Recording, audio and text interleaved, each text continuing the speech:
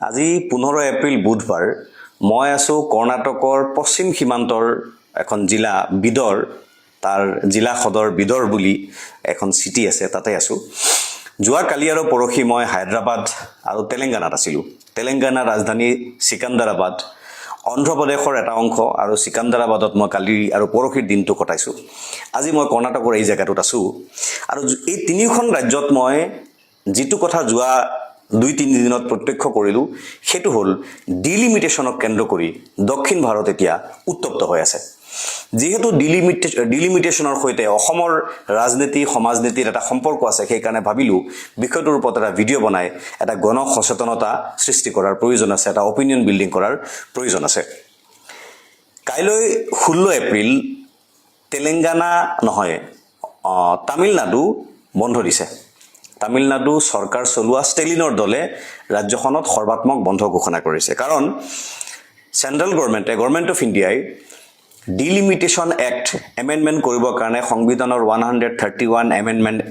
বিধেয়ক এখন কাইলৈ ভাৰতবৰ্ষৰ সংসদত উত্থাপন কৰিব তাৰ অৰ্থ এটো যে ডিলিমিটেশন এক্ট সংশোধন কৰি আমাৰ দেশত 2026-27 চনত আৰু এটা ডিলিমিটেশন কৰা হ'ব আৰু তাৰ ভিত্তিত ভাৰতবৰ্ষৰ সংসদৰ আসনৰ সংখ্যা বৰ্তমানৰ 554 পৰা মোটামুটি 545 পৰা মোটামুটি 850 মানলৈ বৃদ্ধি পাব অসমতো আসনৰ সংখ্যা লোকসভাৰ আসনৰ সংখ্যা 14 পৰা 22 পৰা 24-25 লৈকে বাঢ়িব ৰাজনীতিক হিচাপে পলিটিশিয়ান হিচাপে এই কথাটো বেয়া পাবলগীয়া নাছিল কাৰণ আমি ভাৰতবৰ্ষৰ সংবিধানৰ বিৰোধিতা নকৰো আৰু সংবিধান সংশোধন কৰি ভাৰত চৰকাৰে যেহেতু এটা ব্যৱস্থা প্ৰৱৰ্তন কৰিব গতিকে নিয়মমতে আমি তাৰ বিৰোধিতা কৰিব নালাগিছিল কিন্তু দেখা গৈছে গোটেই দক্ষিণ ভাৰতত এটাই সুৰ উঠিছে হেতু হল আমি উত্তৰ ভাৰতৰ প্ৰভুত্ব উত্তৰ ভাৰতৰ ইনফ্লুয়েন্স আমি সহ্য নকৰো তেওঁলোকৰ মানুহৰ মুখে মুখে এই কথাটো উত্তৰ ভাৰতৰ হিন্দী বলয়ৰ প্ৰভাৱ আমাৰ অসমত কি হাৰত পৰিছে সেই কথা 2023 চনৰ অসমত যেটো লেটেষ্ট ডিলিমিটেশন হৈ গল তাৰ পিছত আমি দেখিবলৈ পাইছো এবাৰ আমাৰ মধ্য গুৱাহাটীত গুপ্তাজি ইলেকশন খেলিলে আৰু তাৰ বিপৰীতে আমাৰ কুংকি চৌধুৰীক মানুহে যে ইমান সমৰ্থন কৰিছে তাৰ কাৰণ মূলত এই উত্তৰ ভাৰতীয় সংস্কৃতিৰ প্ৰভাৱ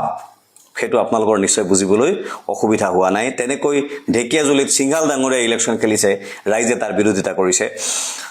তেখেতে কৰা ডিলিমিটেশনৰ বিৰোধিতাত আমিও সেই সময়ত প্ৰবল বিৰোধিতা কৰিছিলো সুপ্ৰিম কোৰ্টত কেছ আছে কিন্তু চৰকাৰে হিমন্ত বিশ্ব শৰ্মা ডাঙৰীয়াৰ চৰকাৰে ডিলিমিটেশন আগবঢ়াই লৈ গৈছিলে আৰু তাৰ ভিত্তিত ডিলিমিটেশন হল আৰু অসমত নিৰ্বাচন হল এটা কথাটো হৈছে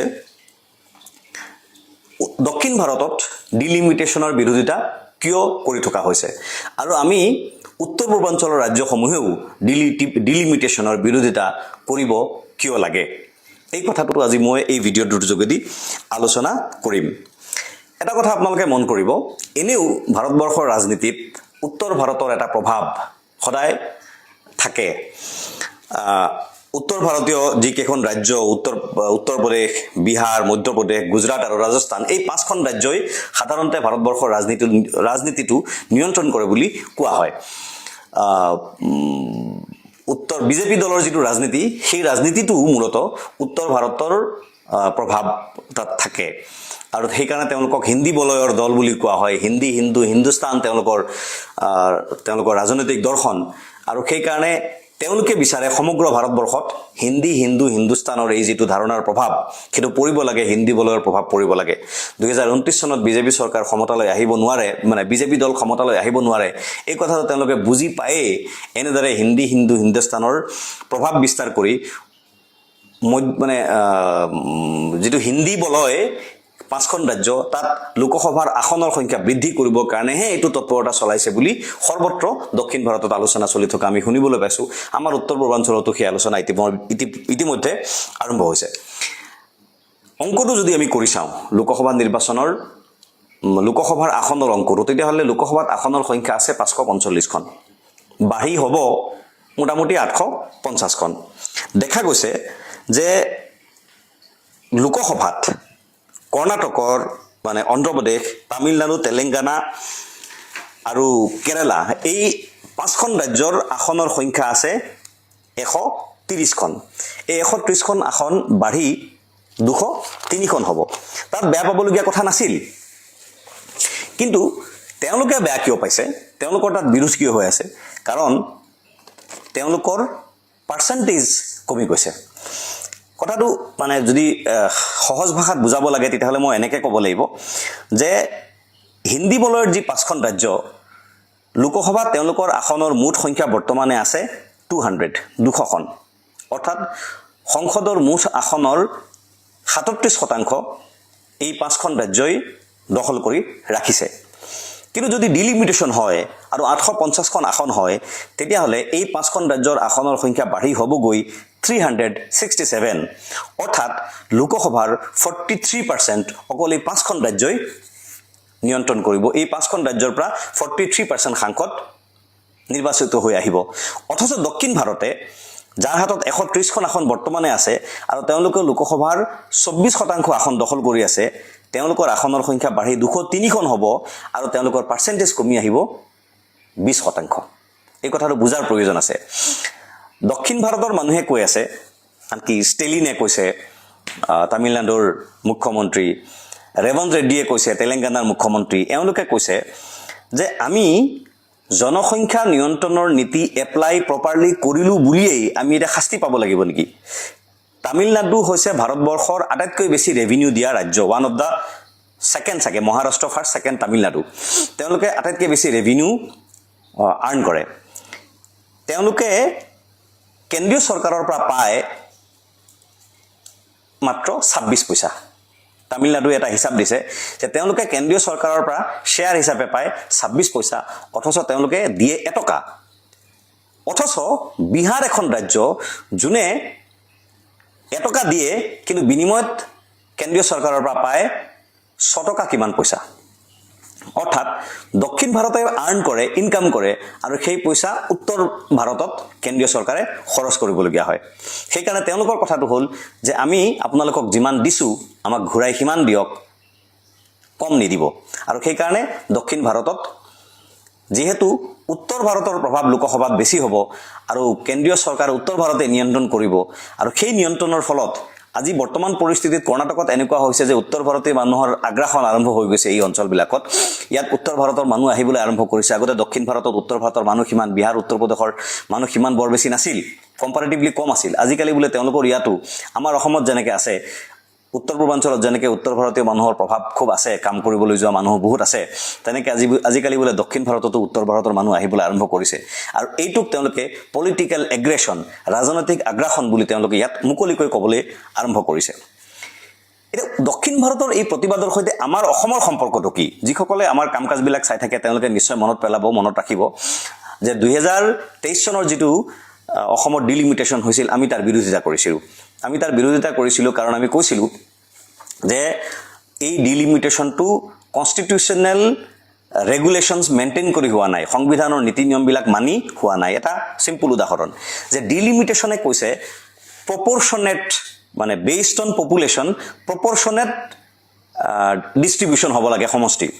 কিন্তু অসমত কি হ'ল এটো যদিও ডিলিমিটেশন কমিশনৰ নামত কৰা হৈছে কিন্তু আসলতে কৰিছে হিমন্ত বিশ্ব শৰ্মা ডাঙৰীয়াৰ চৰকাৰে আৰু তাৰ নেতৃত্বত আছিল অশোক সিংঘাল ডাঙৰীয়া তেওঁলোকে এই যে পপুলেশন প্ৰপৰচনেট পপুলেশন প্যাটাৰ্নত নকৰি তেওঁলোকে কৰিছিলে ডেন্সিটি বেসড এটা মেথডত যিখন জিলাৰ যিমান মানে পপুলেশন ডেন্সিটি হ'ব তাৰ প্ৰপৰচনেট ৰেট কিমান হ'ব সিট লাভ কৰাৰ এইটো আছিল তেওঁলোকৰ মেথড আৰু সেই কাৰণে উজনি অসমত আসনৰ সংখ্যা কমিছে আহোম জনগোষ্ঠীৰ 5খন নে 6খন আসন নে 8খন আসন সম্ভৱত মই পাহৰি গলো এক্স্যাক্টলি মোৰ মনত নাই 5খন নে 8খন আসন আহোম জনগোষ্ঠীৰ হাতৰ পৰা ওলাই গুচি গল বৰাক ভেলীৰ পৰা 2খন আসন ওলাই গল মাইনৰিটি আসন আছিলে মোটামুটি 33-32খন আহি 22খনলৈ নামি আহিল যিয়ে নহওক অন্যান্য জনগোষ্ঠী বিলাকৰো এনেকৈ কম্পাৰেটিভলি আসনৰ সংখ্যা কমি গল বিটিএডিত 2খনমান বাঢ়িলে পাহাৰীয়া জিলাটো সাকে বাঢ়িলে উত্তৰ কাছাৰ আৰু হেৰিত আমাৰ কাৰ্বি আংলঙত কিন্তু উজনি অসমত আহোম জনগোষ্ঠী বা অন্যান্য যিবোৰ জনগোষ্ঠী আছে খিলঞ্জীয়া জনগোষ্ঠী তেওঁলোকৰ আসনৰ সংখ্যা কমি গল সেই কাৰণে আৰু তাৰ বিনিময় আমি কি দেখিলো 2026 চনৰ বিধানসভা নিৰ্বাচনত কেইবাগৰাকী এগৰাকী দুগৰাকী নহয় 5-6 গৰাকী বিজেপি দলে উত্তৰ ভাৰতীয় মূলৰ মানুহক যিসকলক অসম জাতীয় পৰিষদৰ স্পষ্ট অভিযোগ হৈছে যিসকলৰ অসমীয়া ভাষা অসমীয়া সমাজ সংস্কৃতি সভ্যতাৰ পৰ্যাপ্ত জ্ঞান নাই আৰু পৰ্যাপ্ত শ্ৰদ্ধাও নাই তেওঁলোকৰ এনেকুৱা অসম জাতীয় পৰিষদৰ এইটো অফিচিয়েল অভিযোগ আৰু তেওঁলোকৰ খিলঞ্জীয়া জাতি জনগোষ্ঠীৰ চিন্তা চেতনাৰ প্ৰতি তেওঁলোকৰ আন্তৰিক সন্মান ভাৱ নাই তেনেকুৱা মানুহক বিজেপি দলে টিকট দি অসমত উত্তৰ ভাৰতীয় সংস্কৃতিৰ প্ৰভাৱ বিস্তাৰ কৰিব খুজিছে উত্তৰ ভাৰতীয় ৰাজনীতিৰ প্ৰভাৱ বিস্তাৰ কৰিব খুজিছে একে অভিযোগ এতিয়া দক্ষিণ ভাৰতৰ মানুহে কৰিবলৈ আৰম্ভ কৰিছে সেইকাৰণে আমি অসম জাতীয় পৰিষদে আজি এটা ষ্টেটমেণ্ট ৰিলিজ আমি এটা কৰিছোঁ যে আমি এই যেটো ডিলিমিটেশন এবাৰ হৈ আছে কেন্দ্ৰীয় চৰকাৰে কৰিব বিচাৰিছে কাইলে সংসদত তেওঁলোকে সংবিধান সংশোধন কৰি পেলাই এটো পাৰিত কৰিব সেই ডিলিমিটেশনৰ বিৰুদ্ধে আমি এটা জনমত গঠন কৰিব লাগিব আমি কৈছো যে আপোনালোকে ডিলিমিটেশন কৰিব নালাগিব তেনেকুৱা কথা নহয় ইটস এ কনস্টিটিউশনাল মেন্ডেট আমি কৰিব লাগিব কিন্তু তাৰ আগতে আপোনালোকে কিছুমান কাম কৰি দিয়ক বৰ্তমানৰ ডিলিমিটেশনৰ যেটো প্ৰসেস কাইলে যিখন বিল পাস কৰা হ'ব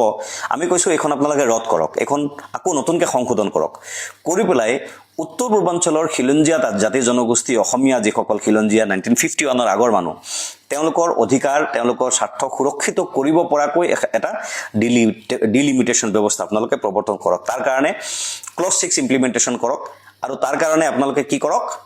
অসমীয়া ভাষা জনাটো বাধ্যতামূলক কৰক মই দক্ষিণ ভাৰতত আছো ইয়াত দেখিছো মই কৰ্ণাটকত আছো কৰ্ণাটকত অসমীয়া মানে তেওঁলোকৰ কান্নাড়া ভাষা জনাটো বাধ্যতামূলক সৰকাৰি চাকৰি পাবৰ কাৰণে কান্নাড়া আপুনি জানিবই লাগিব স্কুল কলেজত পঢ়িবৰ কাৰণে পৰীক্ষা দিবৰ কাৰণে আপুনি কান্নাড়া জানিবই লাগিব